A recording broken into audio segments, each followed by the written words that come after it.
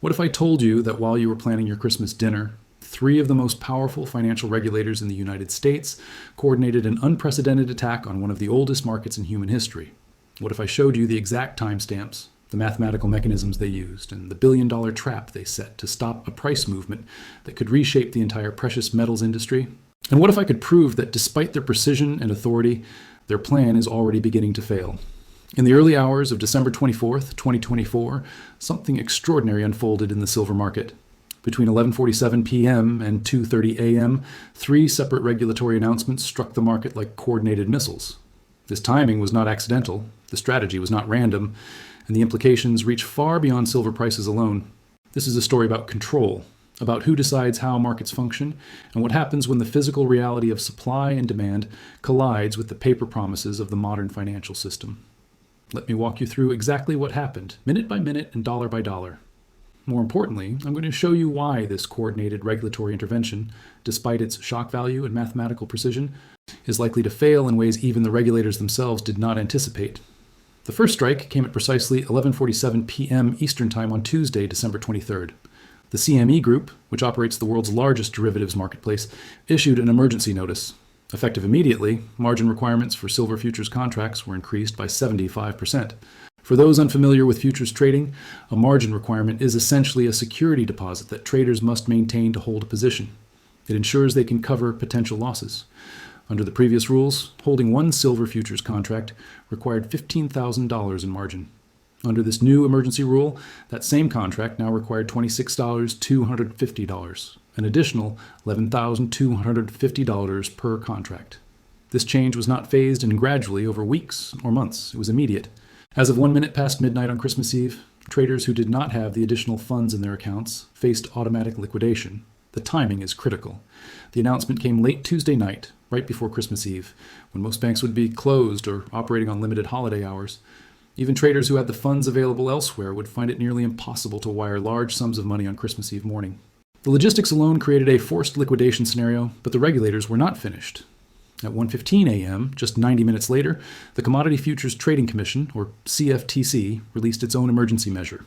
New position limits were imposed on silver futures contracts. Under these rules, no single entity could hold more than 5,000 contracts. While this may sound like a large number to retail traders, it is highly restrictive for hedge funds, commodity trading advisors, and institutional players. Any entity holding more than the limit had just 48 hours to reduce its exposure or face forced liquidation by the exchange at whatever price the market offered. Then, at 2:30 a.m., the third strike landed. COMEX, the primary exchange for silver futures trading in North America, issued a statement citing extreme volatility as justification for potential trading halts. The wording was careful, but the message was unmistakable. They were reserving the right to implement a liquidation-only trading session.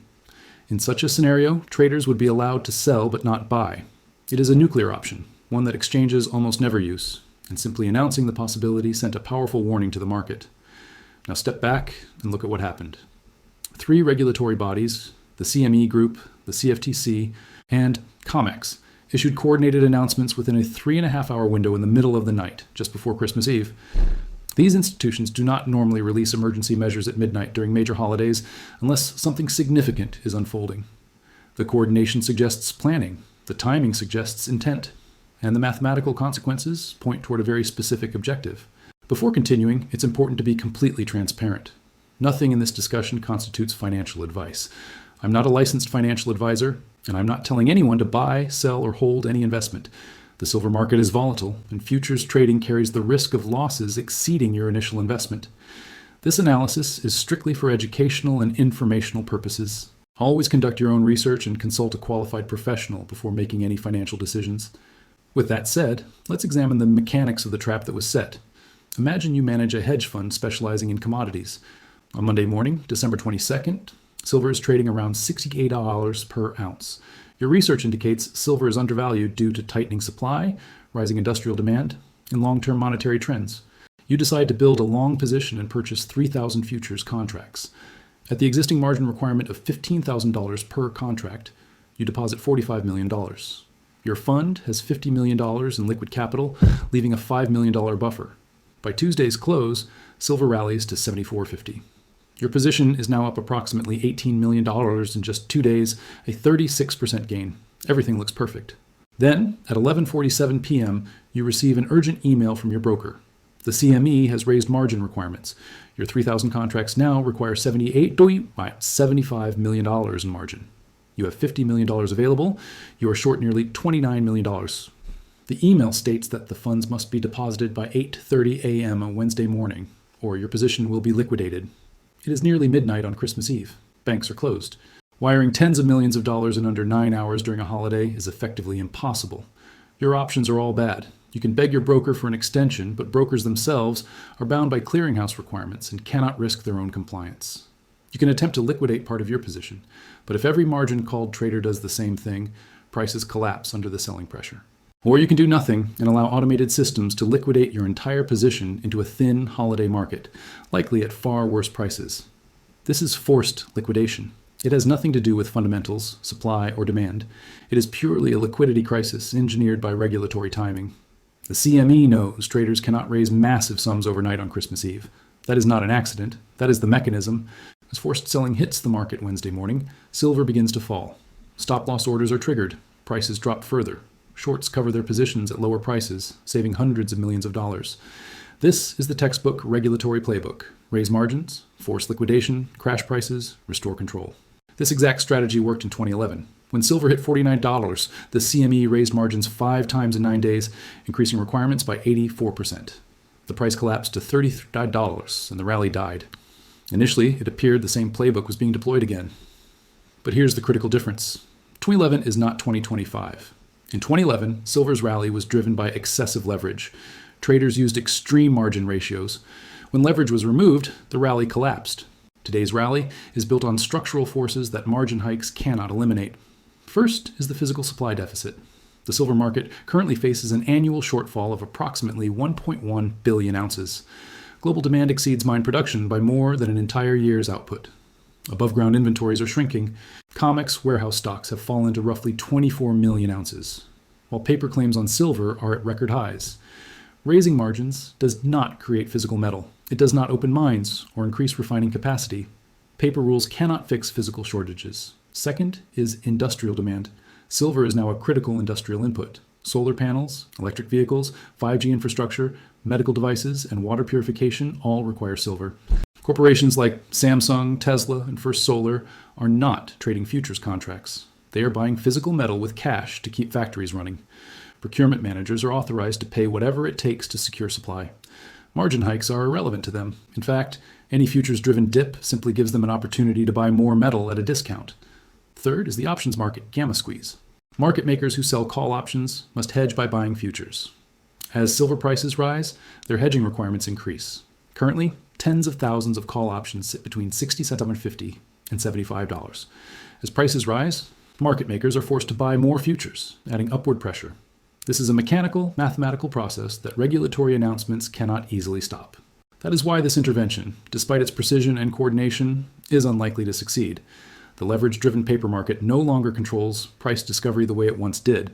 Physical shortages, industrial demand, and derivative mechanics are working against the very tools regulators are using. The trap was set, but the environment has changed, and that is why this time the outcome may be very different. This dynamic creates a self-reinforcing feedback loop. Rising prices force additional hedging. That hedging creates more buying pressure. The buying pressure pushes prices higher, and higher prices once again force more hedging. The crucial point here is that this hedging process is entirely algorithmic. It is executed by computers following predefined mathematical formulas. These algorithms do not care about holidays, margin requirements, or regulatory announcements. When the delta shifts, the hedge is executed automatically. The buying occurs regardless of whether it is Christmas Eve or an ordinary trading day. This mechanical buying pressure is embedded directly into the market S structure and cannot simply be switched off through regulatory intervention.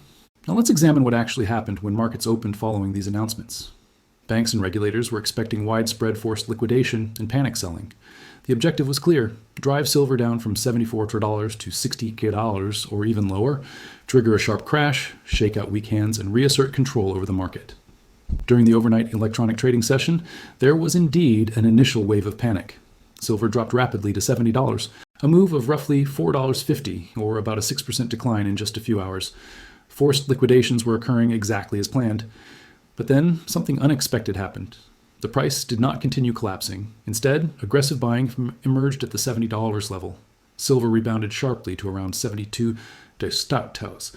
At the time of this recording, it is trading near 71.78, experiencing significant back and forth volatility. This price action reveals something critical. Real buyers, participants with actual capital and genuine demand for silver, viewed the overnight drop as an opportunity.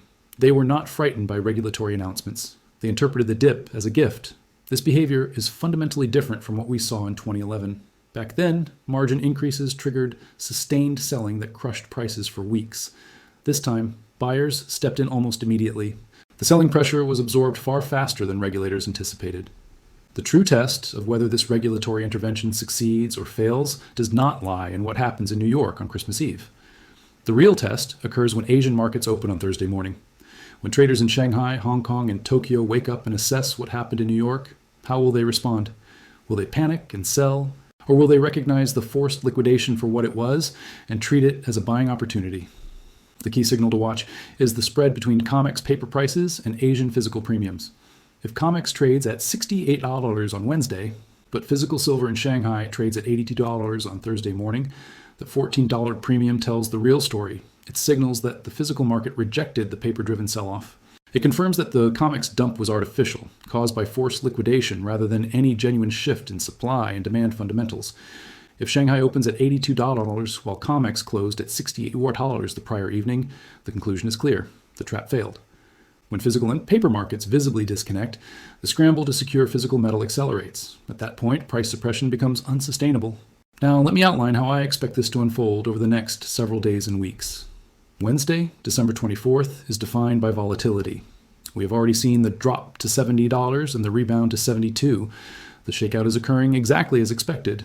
Some weak hands and forced sellers are exiting positions, but the depth of buying support is far stronger than regulators anticipated. Thursday, December 25th, markets are closed for Christmas. This pause gives everyone time to reassess. Banks and regulators will spend the day evaluating whether their strategy worked. Did they break the rally, or did they merely engineer a temporary dip that will be aggressively bought? Friday, December 26th, is the decisive moment. This is when the market delivers its verdict. If silver opens Friday at $73 or higher, the message is unmistakable. The Christmas intervention failed. The regulatory assault did not stop the rally. The path toward $75 is open. Once $75 breaks, the next wave of gamma hedging is triggered. There are roughly 41,000 call option contracts sitting at the $75 strike price. When those options move into the money, market makers must buy futures to hedge their exposure. That equates to roughly 150 million ounces of implied demand. The problem is simple, that much metal does not exist in readily available inventory. As a result, prices gap higher toward $80. At $80, the cascade intensifies. Additional options move into the money, triggering even more hedging demand. Under this scenario, $85 becomes achievable within days, $90 becomes a realistic early January target, and $100 shifts from improbable to increasingly inevitable. This is not speculation, it is mathematics. The physical shortage is real.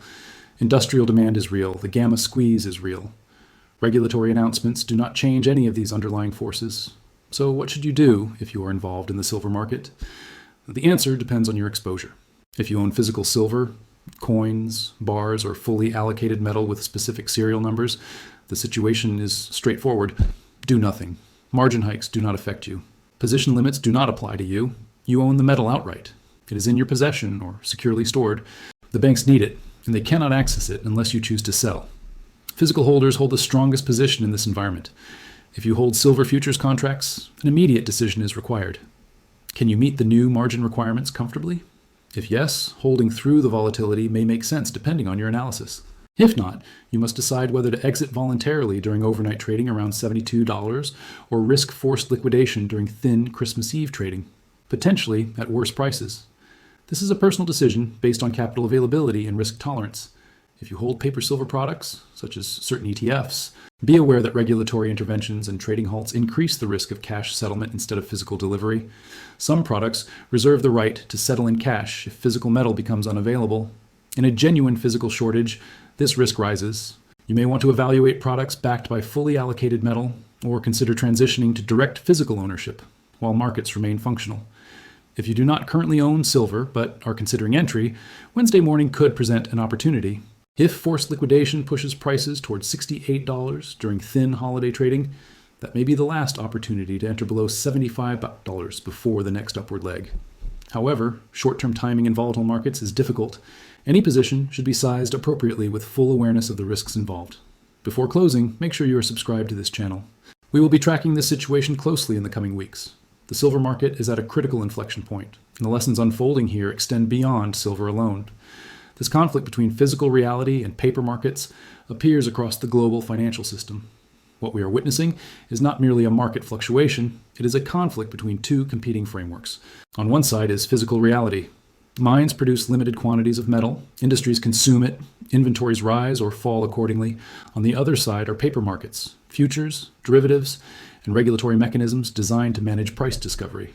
When paper claims vastly exceed physical supply and rules can be rewritten overnight, the system strains under its own contradictions. Banks are losing the physical battle. They cannot manufacture silver, they cannot accelerate mining, they cannot conjure inventories that do not exist. Their response is to fight on the regulatory battlefield instead, using margin hikes, position limits, and holiday timing to manufacture price declines and buy time. But time is precisely what they lack. Every day, industrial buyers consume silver. Every day, vaults drain. Every day, the physical deficit widens. Regulators can generate short-term volatility. They can shake out over-leveraged participants and engineer flash crashes during thin trading periods, but they cannot override the mathematics of supply and demand. The Christmas intervention may work for a day or two. It may test conviction. But by Friday, prices are likely higher than before the announcements. By next week, $75 is back in play. By January, it becomes increasingly clear that traditional tools of market control are losing effectiveness. Think about this in simple terms. Somewhere in New Jersey, a grandmother owns 500 ounces of silver she bought decades ago. It sits in a safe deposit box. She does not follow futures markets. She does not know what the CME is. She is not selling. That silver is unavailable at any price. Meanwhile, in Seoul, a Samsung procurement manager needs millions of ounces of silver to keep production lines running. He has authorization to pay up to $85 per ounce because the cost of halted production far exceeds the cost of higher silver prices. He does not care about margin rules. He cares about securing supply. Who wins that contest? The answer is obvious. The overnight regulatory intervention was a last-ditch attempt to maintain control over a market increasingly governed by physical constraints. It may succeed in creating volatility and shaking out leverage, but it cannot change the fundamentals. Over the coming weeks, we will see whether regulatory power can overpower physical scarcity. My analysis suggests it cannot. Do not let short-term volatility derail a sound thesis. The grandmother is not selling. Samsung is not canceling orders. If your outlook is rooted in physical shortage and industrial demand, that thesis remains intact. The conflict is escalating, not ending. Something will give. Either physical prices detach completely from paper prices, or paper prices rise to meet reality. Either outcome is historic. Stay informed, stay rational, understand the risks, and watch closely. This is not the end of the story. It is the opening chapter of a larger transformation in how precious metals markets function.